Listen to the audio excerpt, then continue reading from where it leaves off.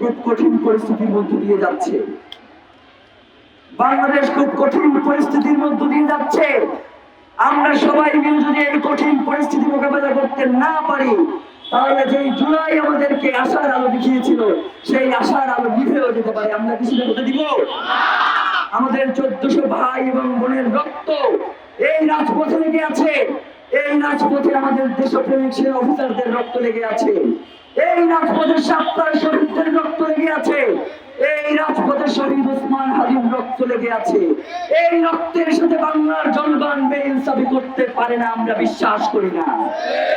সুতরাং আমরা এখন আজকের প্রোগ্রামে যেই শপথ আপনাদের সবাইকে নিয়ে পাঠ করতে চাই, সেই শপথ পাঠ করবার পূর্বে তার পরিবারের পক্ষ থেকে শহীদ ওসমান হাদির বড় ভাই শরীফ ওমর হাদিকে কিছু কথা বলবার জন্য অনুরোধ করছি।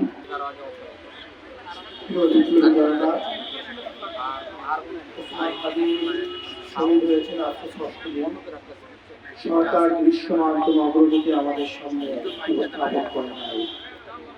আমরা আপনাদের মাধ্যমে সরকারের কাছে একটাই দাবি জানাচ্ছি, শহীদ ওসমান হাদির গোটা খনি চক্রকে জাতির সামনে উপস্থাপন করুন।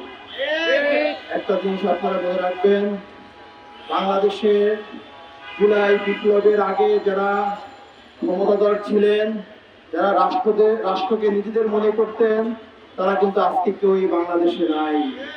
তারা পালাতে বাধ্য হয়েছে।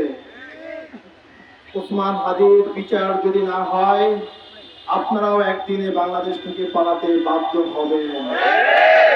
যে এজেন্সির হয়ে, যে রাষ্ট্রের হয়ে আপনারা ওসমান হাদিকে হত্যা করেছেন, মনে রাখবেন, ওসমান হাদি কোন এজেন্সি, কোন রাষ্ট্র, কোন তাবেদারের কাছে কখনোই মাথা নত করে নাই। সে যদি মাথা নত করত, অন্য বিক্রি হওয়া নেতাদের মতোই সে সুখে জীবনযাপন করতে পারত। সে বাংলাদেশের 18 কোটি মানুষকে পথ দেখিয়েছে কিভাবে রাজপথে আন্দোলন করতে হয়, কিভাবে স্বাধীনতা সার্বভৌমত্ব টিকিয়ে রাখতে হয়। এজেন্সির রক্তচক্ষুকে উপেক্ষা করে জনসাধারণের নেতা হয়ে উঠতে হয়। ওসমান হাদি এটা আমাদের সামনে প্রমাণ করে গেছেন। আপনারা দেখবেন, জীবিত ওসমান হাদির চেয়ে শহীদ ওসমান হাদি অনেক গুণ শক্তিশালী হয়ে আমাদের মাঝে ফিরে আসছে। বাংলাদেশের কোটি কোটি মানুষ ওসমান হাদির বিচারের অপেক্ষায় আছে।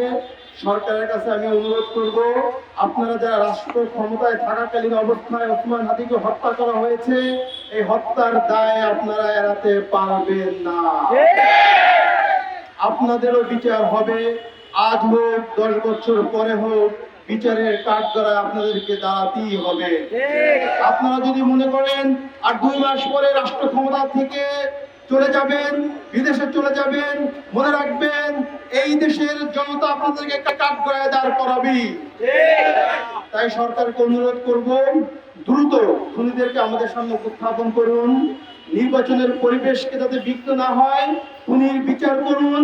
আপনারাই ওসমান হাদিকে হত্যা করিয়েছেন, আবার আপনারা এটাকে ইস্যু করে নির্বাচন বানচাল করার চেষ্টা করতেছেন। তা আমরা কখনোই হতে দিব না। ওসমান হাদি বলেছিলেন ফেব্রুয়ারিতে দেশে নির্বাচন হতে হবে, এবং সেই নির্বাচন করার জন্য সে প্রস্তুতি নিয়ে মাঠে নেমেছিল, কিন্তু তাকেই হত্যা করে নির্বাচন বাধাগ্রস্ত করার চেষ্টা হচ্ছে।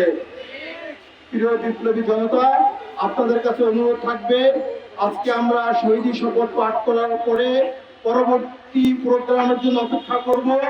পরবর্তী প্রোগ্রাম থেকে খুনিদেরকে গ্রেফতার করা না পর্যন্ত রাজপথ ছেড়ে আমরা যাব না, ইনশাআল্লাহ।